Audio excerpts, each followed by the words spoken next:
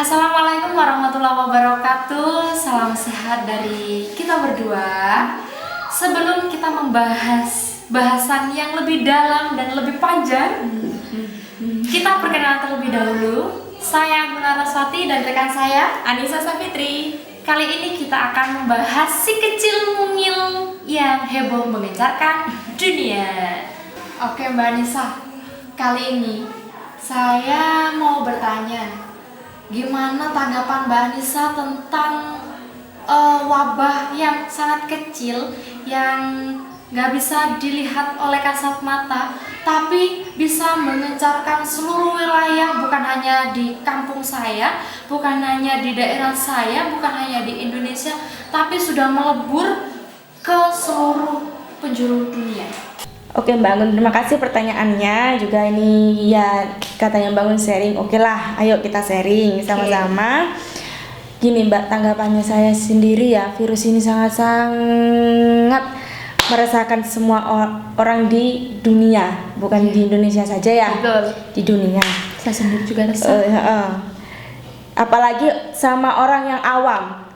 Itu gimana ya Mbak ya, yang tidak tahu apa-apa, yang jauh dari sosial media, jauh dari perkotaan dan juga jangkauan medis itu gitu tuh sangat-sangat kasihan saya Mbak ya. Iya.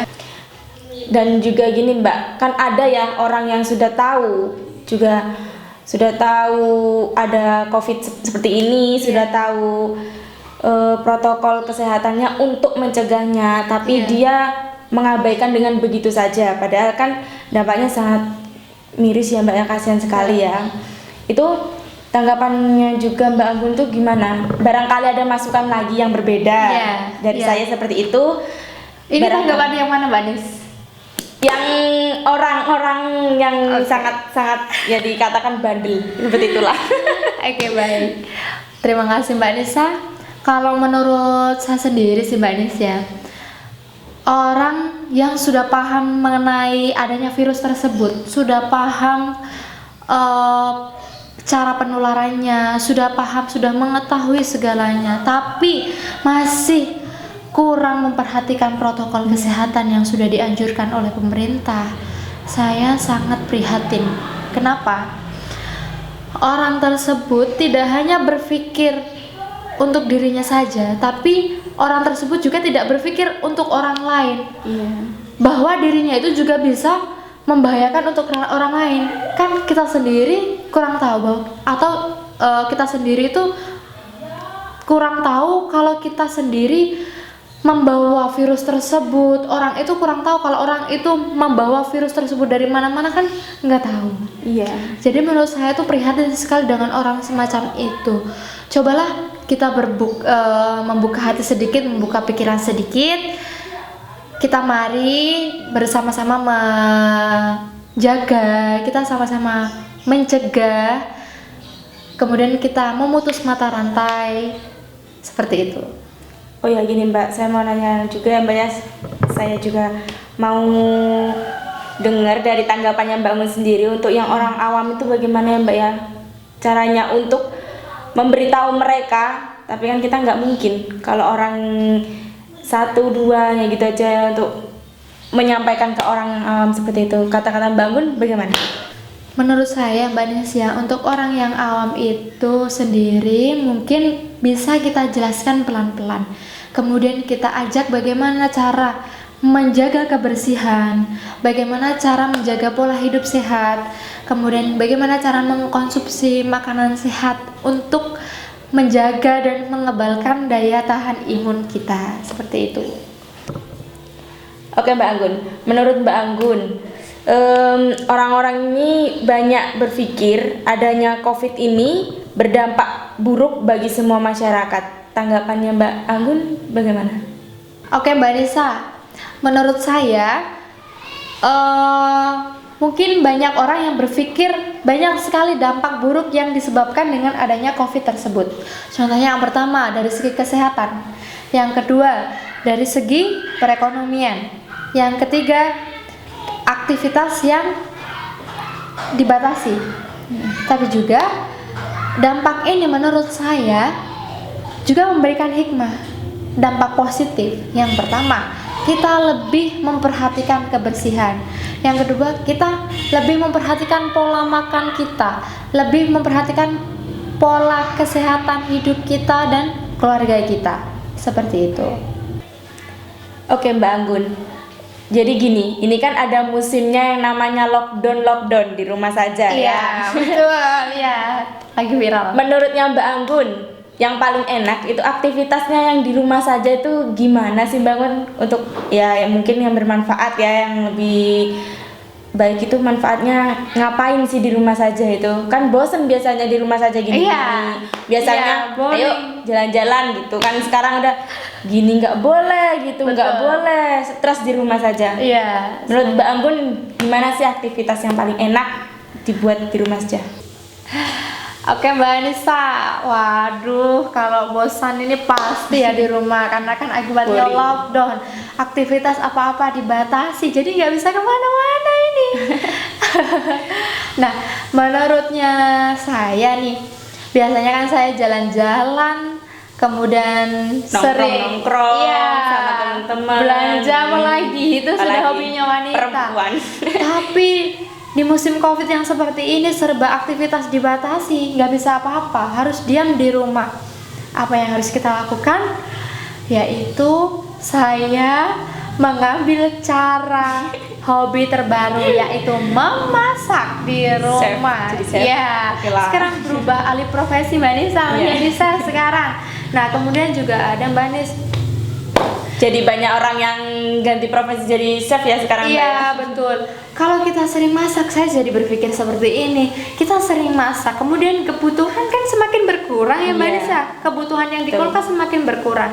Sedangkan kita mau keluar rumah aja kita dibatasi, nggak bisa kemana-mana. Nah, terus gimana ya caranya? Dan saya berpikir lagi, daripada boring lagi, keluarlah di halaman rumah ngapain? Di situ ada sepotong paralon, saya potong, iya, Berimajinasi. iya, berimajinasi baru. Nah, saya coba, saya bercocok tanam, yaitu dengan tanaman hidroponik.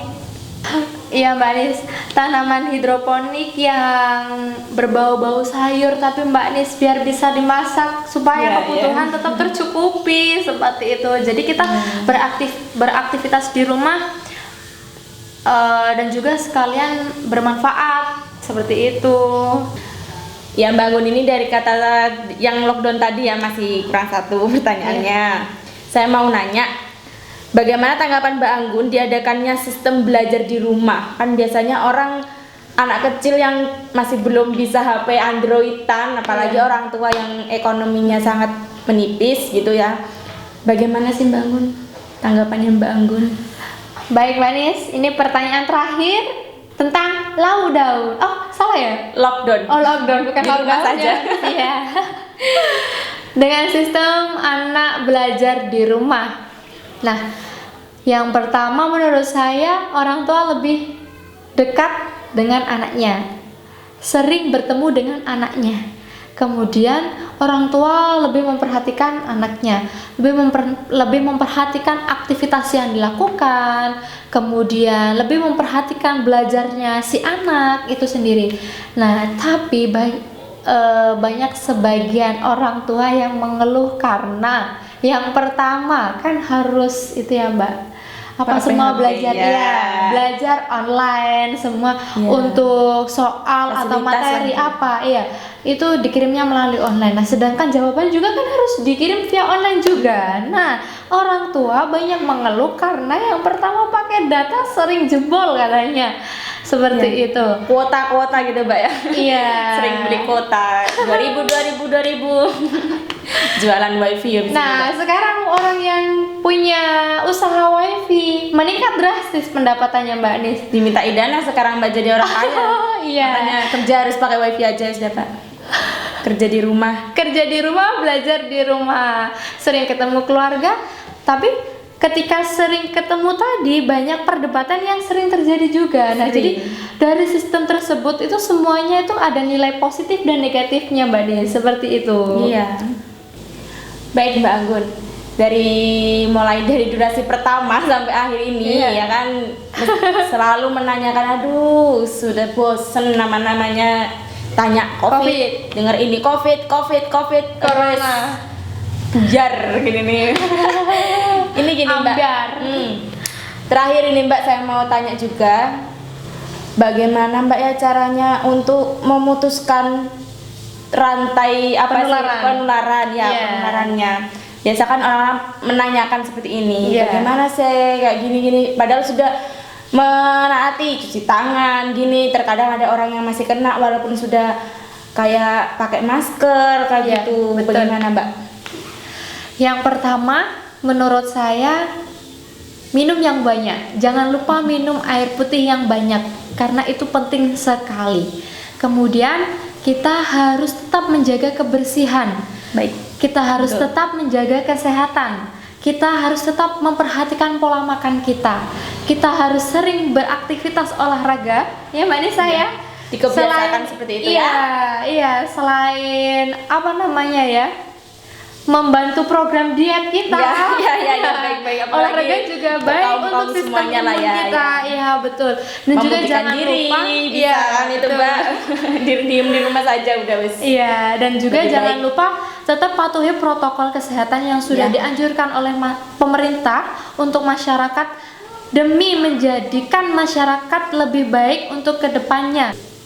Kita harus tetap membiasakan mencuci tangan dengan sabun, menggunakan masker ketika keluar rumah, kemudian yang ketiga menggunakan hand sanitizer, dan yang terakhir jaga jarak atau social distancing. Oke, terima kasih Mbak atas saran dan sharingnya ya. Mudah-mudahan bermanfaat bagi kita dengan saudara-saudara yang di luar sana ya. Harapan dari kami, semoga pandemi ini segera berakhir Mbak ya. Amin. Mudah-mudahan aktivitas kembali seperti sedia kala normal ya. Kami akhiri, wabillahi taufiq wal hidayah. Wassalamualaikum warahmatullahi wabarakatuh.